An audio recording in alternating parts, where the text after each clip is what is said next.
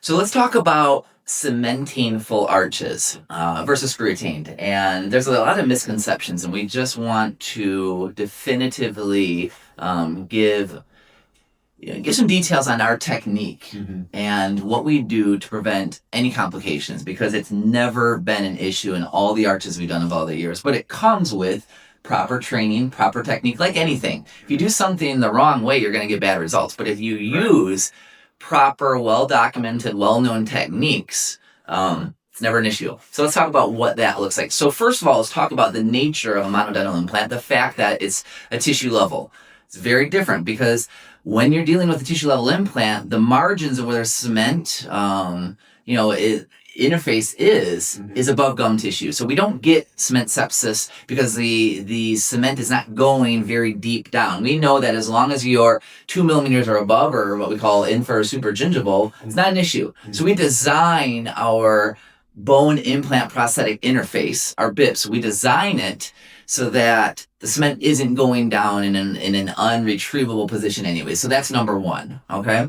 Number two is, and again, it's also related to why these are tissue level implants. It's a huge difference. But the other main technique and reason we do not get cement sepsis, and cementation works very well for us, is that we have a very specific die technique. So when we're cementing our prostheses, we 3D print a replica abutment of every single mono implant. And there's a technique that every dentist knows because, again, there are tens of thousands of single cemented crowns on front teeth by every implant surgeon almost every day happening around the world. And it's never an issue.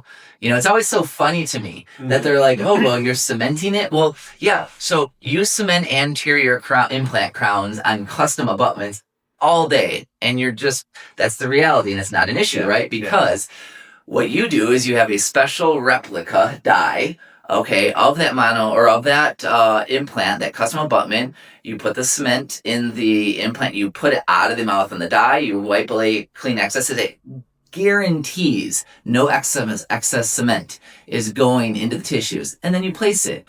So we have our designers design and we print a very special that we created in our institute, a very special full arch die model, okay, that allows us to put the cement in all the mono implant wells, seed it out of the mouth, get everything all cleaned up, which means there is zero excess cement coming out of the tissues, and then we place in the mouth. So that combination of our proprietary full arch die model in with the cements that we choose and the fact that we're dealing with tissue level implants virtually guarantees that we do not have cement sepsis and cement coming out. So we just eliminated all the variables in the technique that we have invented. You have to think of this as not an implant, not a tissue level implant, not a bone level implant. This is a system.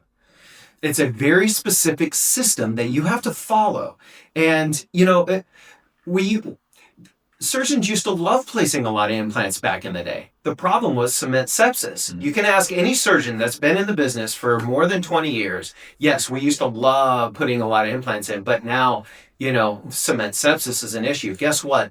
Printing technology was not around when they were doing this. So the adding that system into our ecosystem and utilizing that technology to get the best result, that's the key. You can't just do one or the other. It all has to work together. There's a workflow is what your doctor will call it. There's a workflow to each procedure.